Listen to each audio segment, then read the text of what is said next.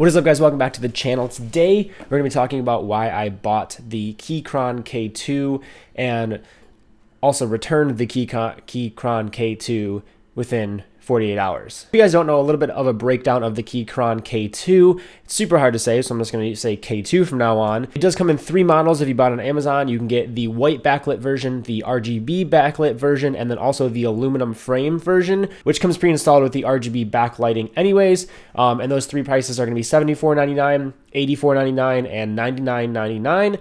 So anywhere from $75 to $100 depending on the style that you go with. So when opening up the Keychron K2, you get your basics. You get the keyboard obviously inside with nice little packaging.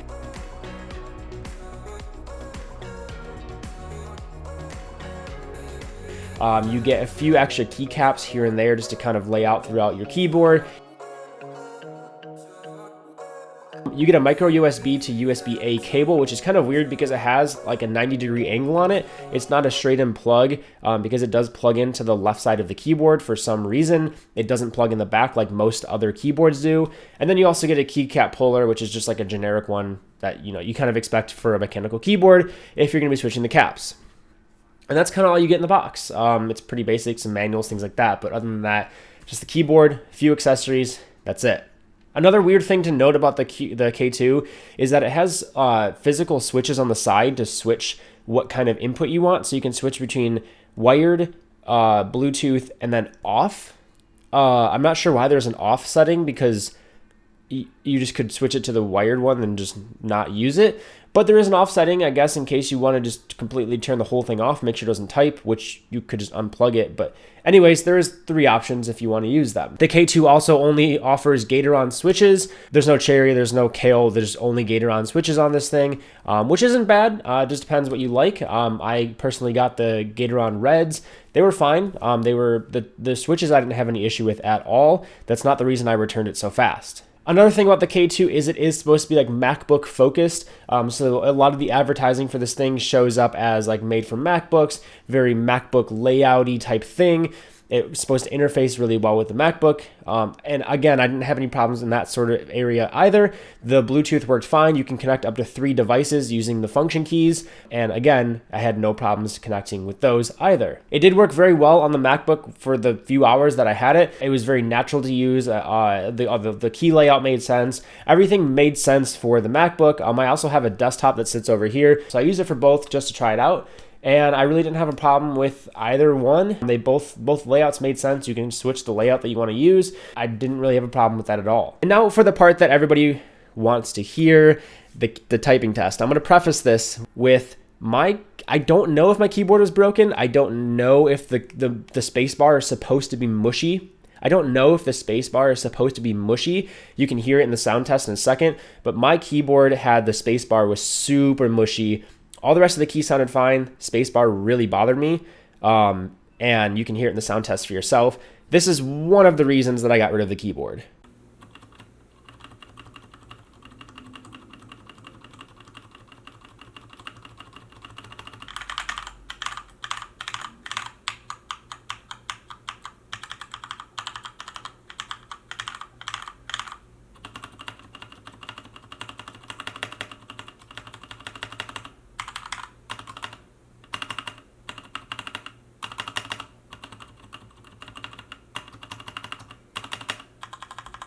So yeah, I mean, you hear it right there in the sound test. Not like the spacebar alone was mushy, very obviously. It sounded super weird. And like depending on the angle you hit it at too, it would change sounds. It was just like it felt like really bad construction, or it failed a QA test or something. Like it should have failed a QA test, that is.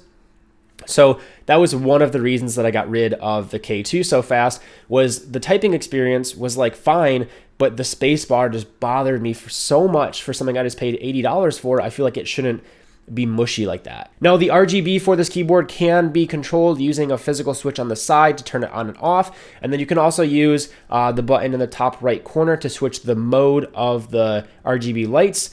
The one downside about this is you can filter through all the lights by tapping it and switching the light mode, but there's no way to save profiles. There's no software for this thing. There's no way to customize anything really. You kind of get what you get with the built-in profiles, and that's pretty much all you can do.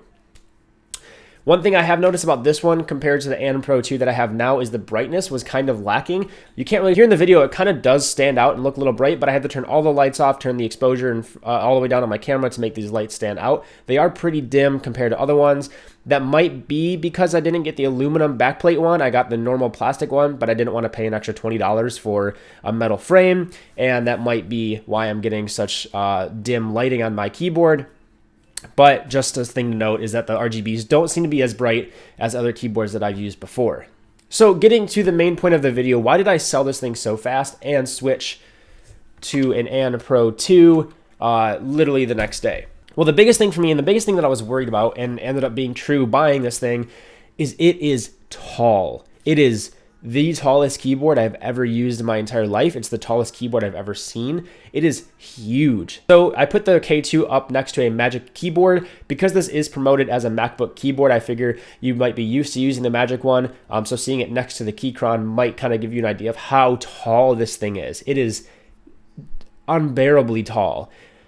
And I know it's not completely fair to put up a mechanical keyboard next to a Magic keyboard. I mean, they're completely different worlds. And it's kind of unfair to say, well, it's way taller. I also did a comparison of my wrist position. So with the Magic keyboard, obviously my wrist is going to be very comfortable. I'm going to be very straight out, very comfortable typing position for hours and hours and hours on end, which I do almost every day with this keyboard. Then I switched over to the K2, and you can just visually see I can't even rest, like put my wrists on the table anymore. I have to float them over the keyboard to even be comfortable at all. Even with the feet stood up in the back of the K2, it's a little bit better, but then the top of the keyboard is so far away because it's such a tall keyboard, it actually makes it uncomfortable to touch the top row of keys, and I have to physically move my hand, or like my wrist, to be able to touch those top rows, which kind of seems weird. I think the problem is that it's just too tall, and they didn't really think about that. If you look online, there's a lot of reviews that say that they needed to get things like wrist rests, and I didn't like that. I don't want a wrist rest. The whole point of me getting this keyboard was to minimize things on my desk. I didn't want more. So getting the wrist rest was kind of a non-starter for me. So I ended up switching and getting rid of that thing the same day that I bought it. And that's pretty much why I got rid of the K2 so fast. I literally ordered it on Amazon, got it, and then I started the return for it about an hour later after I got it. And then as soon as I ordered the return for it, I literally went on Amazon and bought this guy, which I'll be doing a review of after this video. And so far, the AN Pro has been light years better. The typing position is super comfortable.